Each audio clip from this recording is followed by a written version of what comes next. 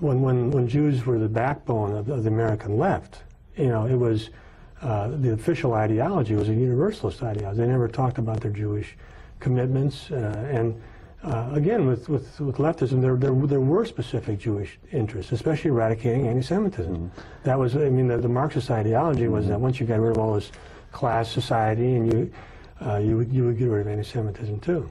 And I think also, you know, the fact is that Jews did see themselves as part of this managerial class that would manage the revolution. Mm-hmm. And in fact, they were in the Soviet Union. Mm-hmm. So, yeah, one of the first things the Soviet Union did was outline anti-Semitism. Mm-hmm. And Jews formed a very elite group within the Soviet Union until there started to be anti-Jewish sentiment that creeped to the surface, especially after World War II. But until that time, Jews were certainly an elite in the Soviet Union. Mm-hmm. Well, since you've written 3 books on the subject, I want to ask you a general question about Judaism. Now, is Judaism a religion as it's widely advertised, or is it a racial or ethnic identity? It's both. Mm-hmm. That sort of goes back to the first book I wrote on Jews called The People That Shall Dwell Alone, where I talk about the fact that if you look at the Jewish religion, it basically, one of the main things about it is that there's an attempt to segregate the Jewish gene pool. In other words, to make sure that there are no out marriages and so on.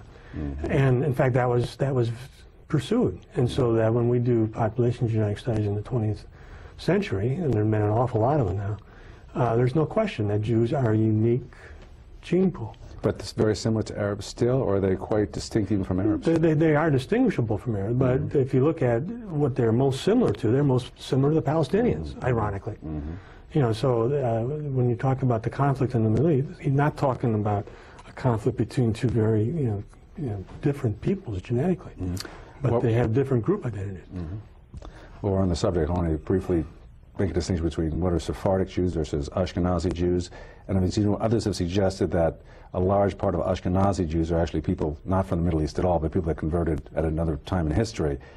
Would you address some of those? Yeah, there are several different historical groups of Jews. The Sephardic Jews, the Jews of Spain, the Ashkenazi Jews are the Jews of Europe, basically Eastern Europe, and then you have Oriental Jews that basically stayed in the Middle East, like Iraq and Babylon and areas like that.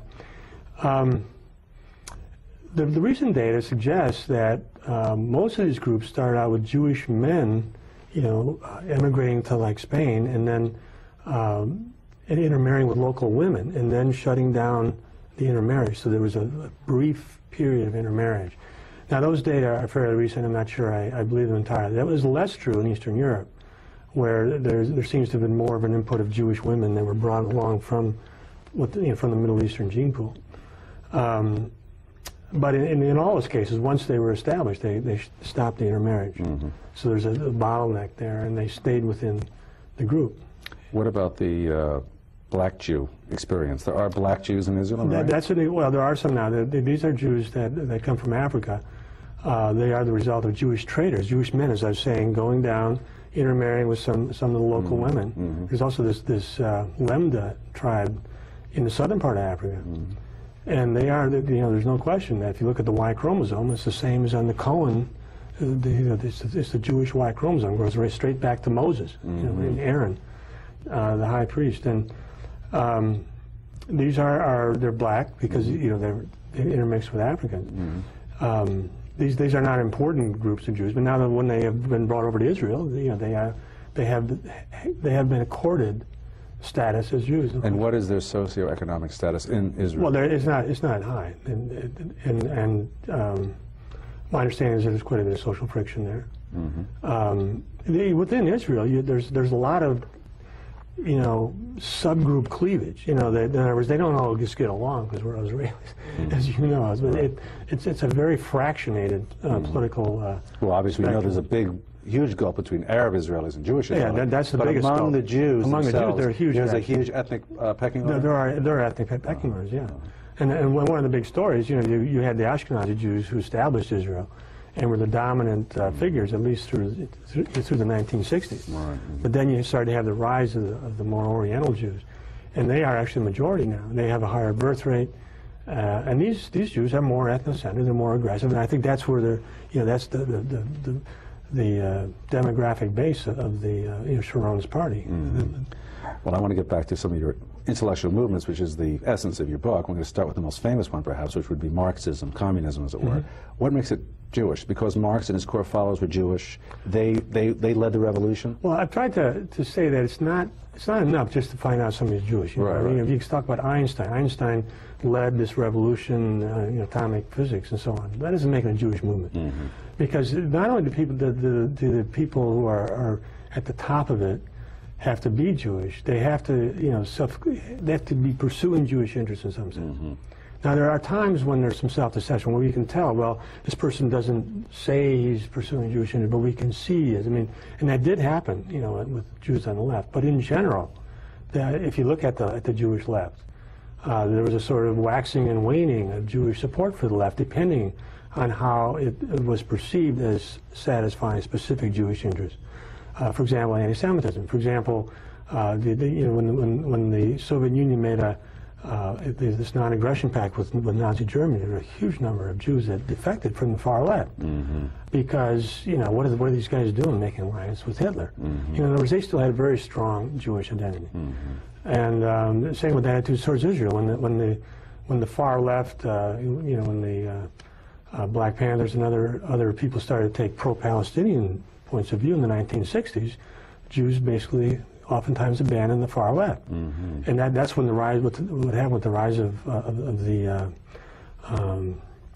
Podhoretz and then these various neocons that we see now are so important. Basically, it was because the left was not protecting Israel. There was a huge element of the left was pacifist. They were pro-Palestinian, and so on. Well, that's not acceptable if you.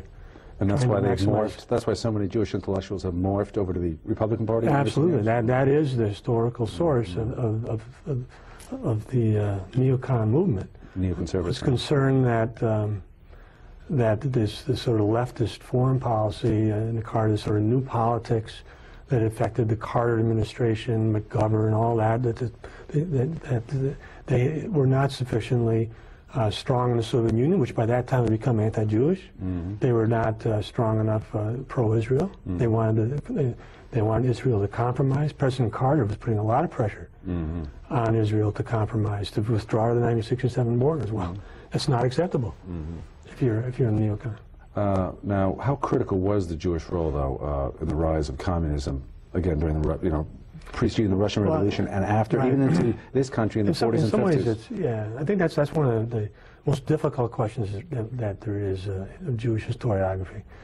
And I'm not entirely happy with what I've written on it, but I haven't seen anything else that I really like either. I think that it's extremely controversial, partly because it's one of those super sensitive topics, like the Holocaust, that comes up.